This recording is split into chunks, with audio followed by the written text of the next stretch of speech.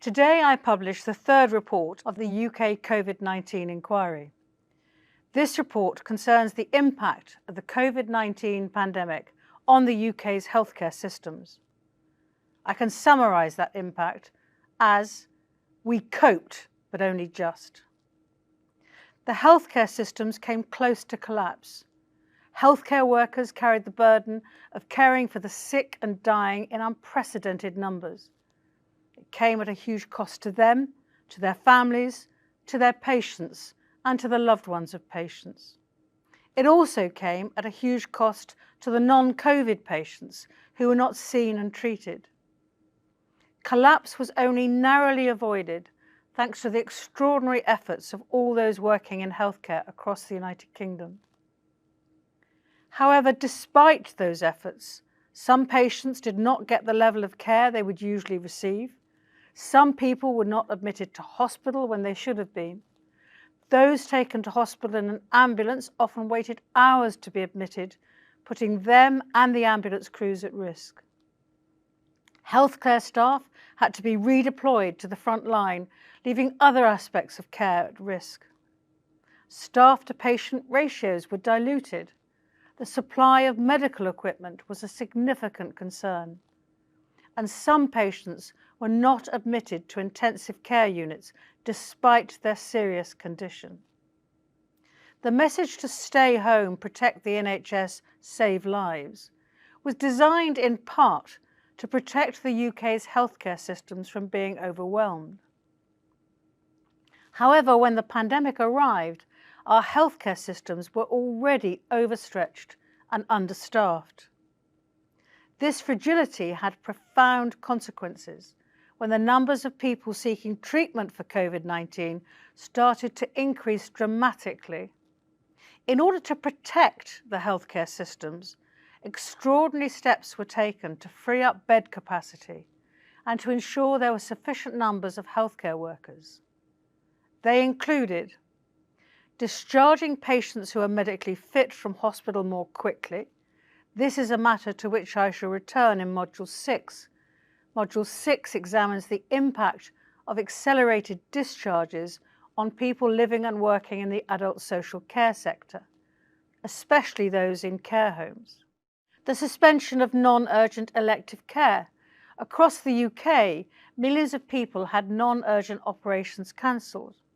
For many, it was devastating to learn that their long-awaited operation was going to be further delayed. To give one example, people waiting for hip replacements had to live in constant pain with decreased mobility, and for some, their condition deteriorated to such an extent that surgery was no longer an option. In Scotland, Wales and Northern Ireland, cancer screening programmes were paused. I recognise that this was not a decision taken lightly, but again it came at a high cost. The lack of screening for colorectal cancer, for example, led to missed and late diagnoses, longer waits for treatment, and ultimately loss of life. The fact that the treatment of patients for life-threatening and life-changing conditions had to be postponed indicates the extreme pressure on the system. Desperate measures had to be taken to ensure people who needed treatment for COVID-19 could be cared for, and that healthcare systems did not collapse entirely. More people required ambulance services, and this led to pressures on 999. Waiting times, even for the most urgent calls, grew, as did handover delays as ambulances queued outside hospitals. Ambulance crews could not discharge their patients, particularly in the winter of 2021, until there was a place available in emergency departments. The pressure inside hospitals was so great this could take many hours, putting the crews and their patients at increased risk. Once a patient was admitted, there was often a shortage of staff, in particular highly skilled critical care staff to treat them. The understaffing in healthcare systems pre-pandemic, coupled with absences due to COVID-19 or the need to self-isolate or shield, meant staff had to be redeployed from other areas of healthcare. This inevitably had a negative impact on those areas of care. Initiatives to recruit new healthcare workers were introduced, and retired staff were encouraged to return to work where they were qualified, and it was safe for them to do so. However, this was not enough to bolster the numbers of critical care staff needed. At the end of March 2020, it was decided that staff-to-patient ratios in intensive care would have to be reduced. This meant that rather than a patient receiving one-to-one care, a single intensive care nurse could be responsible for up to 4 critically ill patients. As one intensive care nurse described, all you have time to do is manage the alarms. The alarms are going off constantly. The syringe drivers, the ventilators, the beds, whatever you've got, the oxygen, and you're putting out fires rather than caring for the patient. Also, the necessary equipment was in short supply. At some hospitals in England, demand for oxygen was so high that supplies of oxygen nearly ran out. This led to patients being diverted to other hospitals and oxygen supplies being rationed. In critical care, there was a need for more ventilators and kidney dialysis machines. Clinicians were worried about the lack of guidance on rationing and how they would prioritise patients in the event that critical care resources were completely exhausted. Although hospital staff worked long and stressful hours, many patients did not receive the quality of healthcare that they would have done in non-pandemic times. Some people did not get taken to hospital, and some were not admitted to intensive care despite their poor condition. Today's report lays bare the reasons for that and the devastating consequences this had. For millions of people, COVID-19 caused only mild symptoms, and they didn't need admission to hospital, but they still needed advice and information on how to treat COVID-19 and look after themselves and their loved ones. Where it was available, members of the public were urged to ring 111 in the first instance. This led to the inevitable increased pressure on 111 services. There were long delays in calls being answered, such that many calls were abandoned. More GP consultations were undertaken remotely.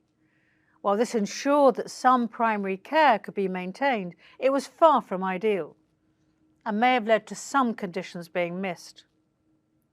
Also, remote consultations are not appropriate for everyone. For example, some disabled patients, patients for whom English was not their first language, and for deaf patients. Preventing the virus spreading in healthcare settings was a major and controversial issue during the pandemic. Infection prevention and control, or IPC measures, are not new. Protecting patients and healthcare workers from becoming infected is of paramount importance. 3 of my 10 recommendations are therefore focused on IPC measures. Fundamental flaws in the UK's approach to IPC guidance, for example in relation to the use of personal protective equipment, PPE, put patients and healthcare workers at risk. Shortages of PPE and poor quality PPE caused immense anxiety amongst healthcare workers and jeopardised their own and their families' health. Tragically, there were many deaths of healthcare workers, in particular those from ethnic minority backgrounds. In the inquiry's Module 1 and combined Module 2A-B-C reports, I've already commented on the link between ethnicity and increased risk of mortality. This is a matter of particular concern given the diversity of the NHS workforce. It is unsurprising that healthcare professionals reported a decline in their mental health as a result of working in such a pressurised environment and for such sustained periods of time. Some healthcare workers were diagnosed with PTSD or decided they no longer wished to remain in their role. One of the strictest measures taken to prevent COVID-19 spreading was the introduction of visiting restrictions in healthcare settings. This meant that most patients were not accompanied to medical appointments when admitted to hospital or after admission. This included pregnant women having to attend maternity appointments alone, even when they had to receive dreadful news about the loss of their baby or complications with the pregnancy. Although there were some exceptions to the prohibition on hospital visitors, such as when a patient was at the end of life, visits were not always allowed. This led to some patients dying alone, without their loved ones being present. This was a horrific experience for family members. They cannot forget being excluded from the bedside of their loved one and/or having to say goodbye remotely. Healthcare workers also found this deeply upsetting. The shielding programme was introduced in response to the need to identify individuals at high risk from COVID-19 and to try and protect the most clinically vulnerable people from becoming infected with the virus. Data systems differed across the UK and healthcare records were not always easily accessible or accurate. The quality, breadth and completeness of data available on clinical vulnerability initially impacted the accuracy of the shielding list. There need to be better data systems across the UK to ensure that people at the greatest risk of becoming unwell and dying are quickly identified and can be protected.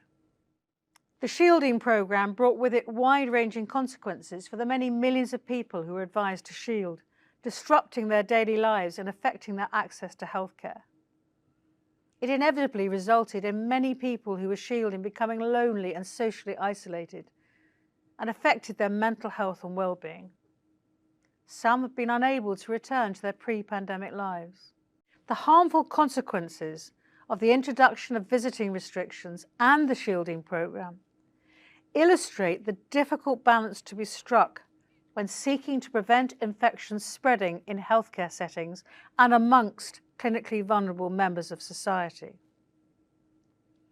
This underlines the need for better pre-pandemic planning in order to mitigate, insofar as possible, the adverse effects of some of these decisions. Another long-term consequence of the pandemic was the emergence of long COVID. While the symptoms vary, for some people long COVID can be life-changing and enduring. I heard concerns about the length of time taken for people living with long COVID to have their symptoms taken seriously and to be diagnosed. Access to healthcare for long COVID has been and remains variable across the 4 nations. Each nation has adopted its own approach at how best to provide care and treatment. Although research into long COVID continues, it has been significantly scaled back, while the need to develop a greater understanding of long COVID remains. Finally, and it's a matter to which I shall return in the Module 6 Care Sector report, throughout the pandemic there were reports of inappropriate and/or blanket do not attempt cardiopulmonary resuscitation DNA CPR notices being imposed on groups of people, such as people with learning disabilities or older people. This should not have happened.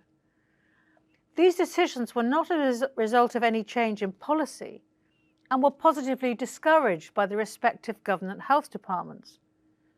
But the message does not seem to have got through to everyone. Discussions about DNA CPR notices and advanced care planning more generally are necessarily sensitive and personal matters.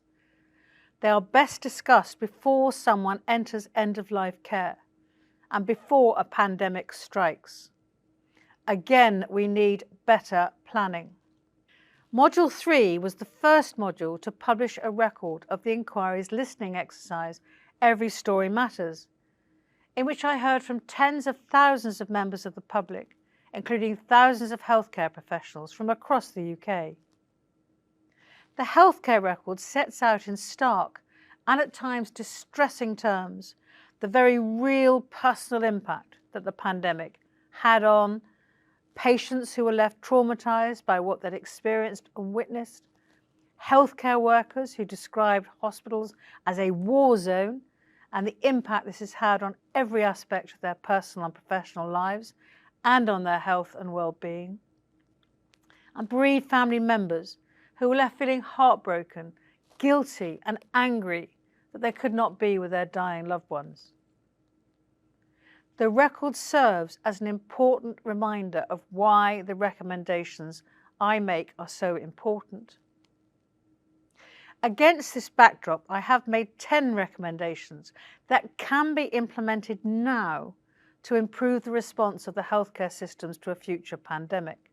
The recommendations I consider to be necessary to improve healthcare systems include the need to increase 111, 999 and hospital surge capacity, enhance infection prevention and control decision-making and guidance, improve data collection to identify people at highest risk of harm from infection and record deaths of healthcare workers more accurately, and increase support for healthcare workers. We can't know when, but there will be another pandemic. Whether it is another respiratory virus or disease X with different and as yet unknown characteristics, healthcare will be at the centre of the response. My recommendations, taken as a whole, should mean that the UK is better prepared for that pandemic. In doing so, we shall avoid some of the terrible human cost of COVID-19. I urge the governments across the UK to work individually and collectively to implement these recommendations in full and as swiftly as possible.